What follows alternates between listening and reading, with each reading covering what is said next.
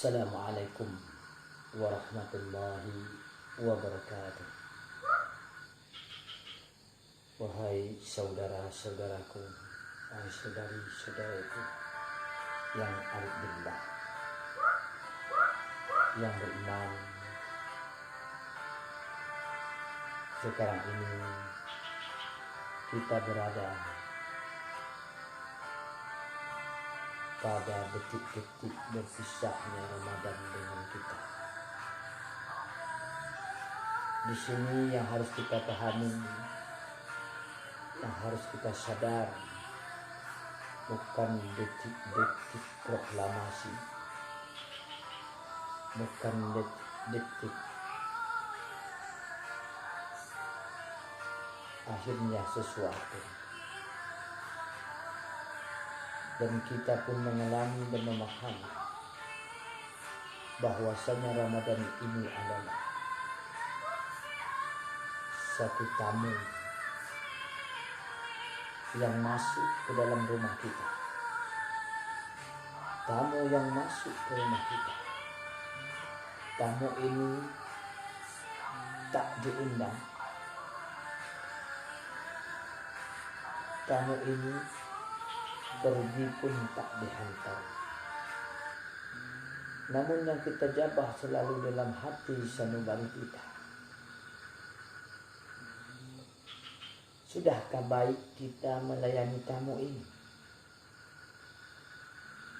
Sudahkah benarkah kita layani tamu ini ataupun Ramadan ini?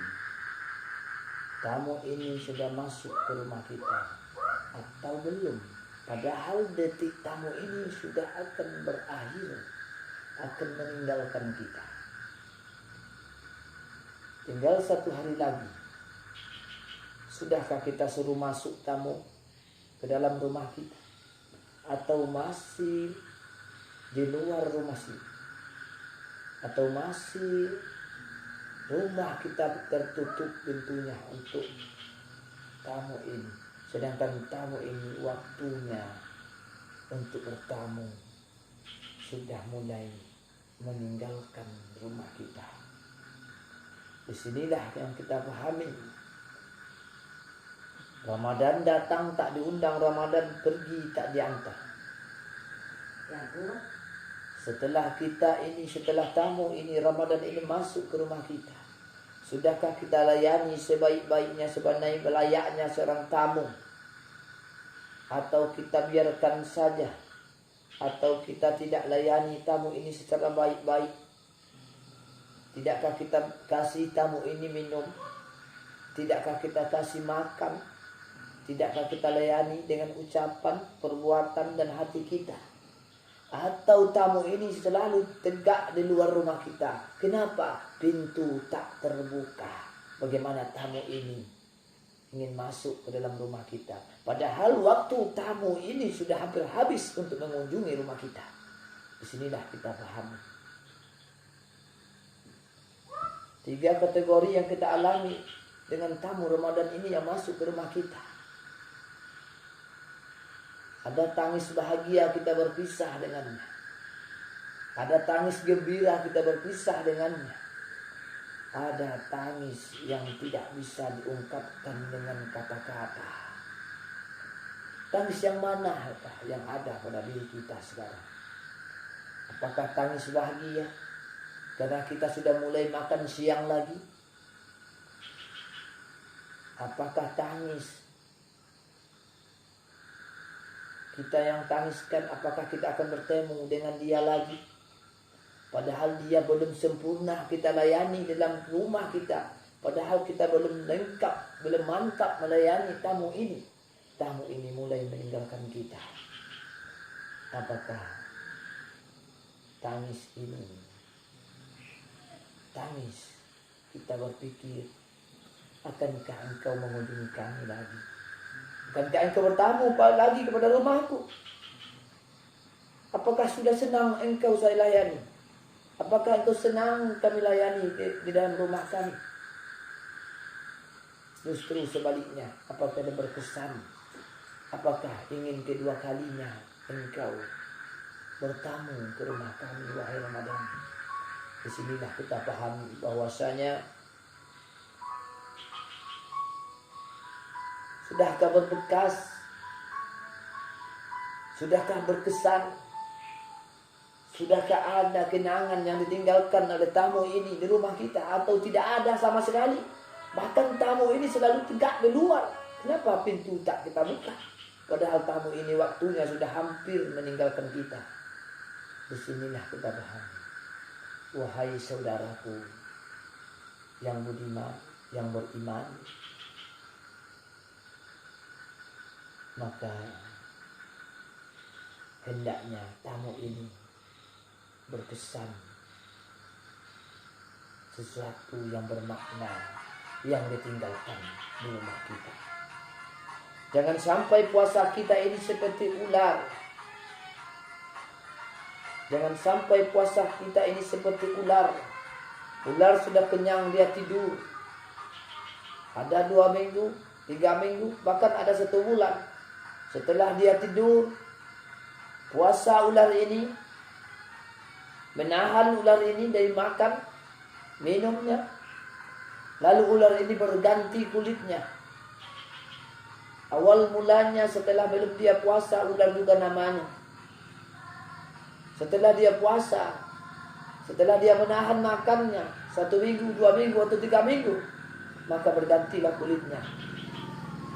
Namun sayang, setelah bergantinya, ular juga namanya. Tak ada perubahan. Apakah kita puasa seperti itu? Sedangkan Ramadan tak lama lagi akan meninggalkan kita. Hendaknya kita puasa ini seperti puasanya ulat ataupun kepompong. Awal mulanya ulat ini menjijikkan, menghinakan. Menengok pun kita tak sanggup. Apalagi memegangnya. Makanannya daun-daunan, makanan tumbuhan-tumbuhan atau tumbuhan kebun-kebun kita, habis dimakannya. Namun setelah dia makan ulat ini, dia puasa, dia menahan, bertobat dia. Bertobat dia, diistilahkan namanya kepompong. 1 minggu atau 2 minggu dia bertaubat, menahan puasa, menahan dari lapar dan dahaganya. Namun setelah dia puasa, dia keluar dengan wajah yang baru, dengan nama yang baru.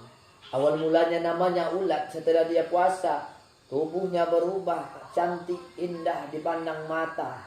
Namanya pun berubah menjadi ramah-ramah ataupun kupu-kupu. Alangkah elok dan indahnya kita lihat. Sedangkan makanannya berubah menjadi madu. Tidak lagi daun-daunan, tidak lagi menjijikkan, tidak lagi merata-rata di dalam daunan. Namun dia sekarang terbang di angkasa. Kita memandangnya, alangkah sejuknya mata, enak dipandang mata. Namanya pun berubah, kubu-kubu ramah-ramah yang indah. Makanan pun berubah, makanannya madu. Sedangkan puasa ular ini, dari awalnya namanya ular, dan akhirnya setelah ganti kulit namanya juga ular. Disinilah kita pahami 2 kategori perumpamaan ini tetap terjadi, pasti terjadi pada setiap orang-orang mukminin, mukminah. Ada yang puasanya seperti ular, ada yang puasanya seperti kepompong, akhirnya menjadi ramah-ramah dan kupu-kupu. Sedangkan detik perpisahan Ramadan meninggalkan kita, sudah di ambang pintu. Namun kita tidak layak, tidak melayani tamu ini dengan sebaik-baiknya. Maka apakah tamu ini akan kembali lagi kepada rumah kita untuk bertamu, atau tidak sebaliknya?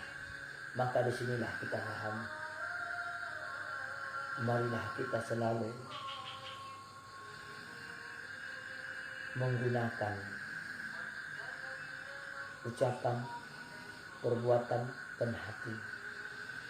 Karena disinilah salah satu tandanya, kita melayani tamu ini Ramadan ini secara baik. Kita akan bisa menilai diri kita sendiri. Kita akan hijrah dari yang pada tidak baik kepada yang lebih baik. seumpamanya percobaan pada ular dan kepompong tadilah. Maka mudah-mudahan Allah memberikan keampunan, Allah memberikan barakah karamah buat kita bersama. Allah memberikan kesan untuk kita berubah hijrah kepada yang lebih baik. Mudah-mudahan puasa ini ada meninggalkan sesuatu yang bermakna bagi kita yang tidak bisa disebut dalam artinya Allahu Rabbi wa ana anti ilahi anta ma'sudi wa ridoka matlubi a'tini mahabbataka wa ma'rifataka la ilaha illallah syahidul wadul amin Muhammad Rasulullah. Ya Allah, ya Tuhan kami, ya Sayyidi, ya Maula.